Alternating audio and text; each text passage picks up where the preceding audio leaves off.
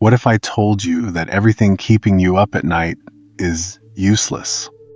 Worrying doesn't solve anything, it just wears you down. It only fills your mind with noise. But, of course, how can you not worry when it feels like everything could go wrong? Your mind jumps ahead. It creates scenarios that don't exist. You suffer over things that haven't happened, and maybe never will. Have you ever stopped to think how much life is slipping away because of that? Montaigne said that most of our misfortunes are imaginary. That fear doesn't come from facts, but from how we interpret them. What if what you're afraid of is actually something you're feeding yourself? Think about it. The more obsessed you are with something going right, the more you force it, the more you freeze, the more it gets tangled. Has that happened to you? When you let go, when you stop holding on so tightly, everything begins to flow. Your body relaxes. Ideas come on their own. People respond to you differently, and you feel more like yourself. Why is it so hard to trust life? Why do you feel like if you don't control it, everything will fall apart? What if control is exactly the trap? What if you don't need to understand everything right now? What if surrendering isn't losing, but creating space? Montaigne wasn't some modern guru. He was a real man, afraid of death, of illness, of failure. But he understood something, that living is accepting uncertainty, not as punishment, but as part of being human. What happens when you let go of the idea that you need to have it all figured out? When you stop fighting what you feel and simply observe it, without judgment, without pressure. Worry fades when you stop feeding it, when you stop giving it center stage. Have you tried looking at your anxiety like it's just a visitor, without identifying with it, without being an anxious person, but someone who feels anxiety?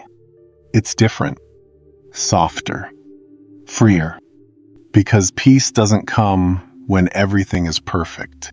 It comes when you stop needing everything to be perfect. How many times have you sabotaged yourself trying to make everything just right? How many decisions have you postponed because you were afraid to be wrong? And in the meantime, life waits. But not forever. Life won't notify you when the perfect moment arrives. Because it won't. The perfect moment is now. Even if you're broken, even if you're lost, even if you're afraid. Especially if you're afraid. Montaigne once wrote, "My life has been full of terrible misfortunes, most of which never happened." Do you realize how powerful that is? Everything you imagine as a catastrophe might just be a shadow, a mental construct, but you live it as if it were real.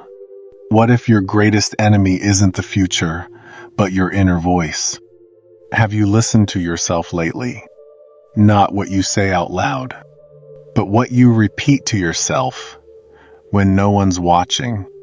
Are you caring for yourself or punishing yourself? Worrying can also be a form of self-punishment, as if by suffering in advance, you'll somehow avoid the blow. But if the blow is meant to come, it will come anyway. The difference is whether it finds you already drained or finds you at peace. Because worrying doesn't prepare you. It drains you.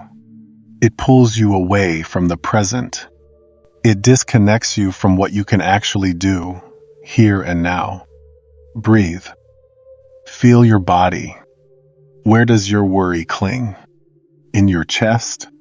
In your stomach? In your clenched jaw at night?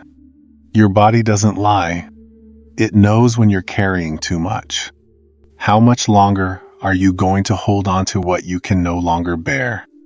Sometimes the only thing you need is to stop pushing, to loosen the clenched fist, to drop your shoulders, to stop trying to control every step, because what's meant for you doesn't need to be forced. And what slips away maybe wasn't yours. What if learning to live is learning to trust? Trusting that even if you don't understand the path, there is one. That even your mistakes are part of the map. Have you noticed that some of your best decisions came out of chaos? When you thought you had lost everything, when you had no strength left to keep going, and still you did. Montaigne didn't speak from theory. He wrote to understand himself, to make peace with his own fragility. He knew that worrying is also a way of not being present, an elegant form of escape, a way to avoid feeling, because feeling hurts, but it also frees. How many times have you felt relief after letting yourself cry? How many times did clarity come just after the breakdown? Maybe you don't need more strength. Maybe you need more surrender, more compassion for yourself. You're not here to control everything. You're here to be alive. And being alive means not knowing. It means losing.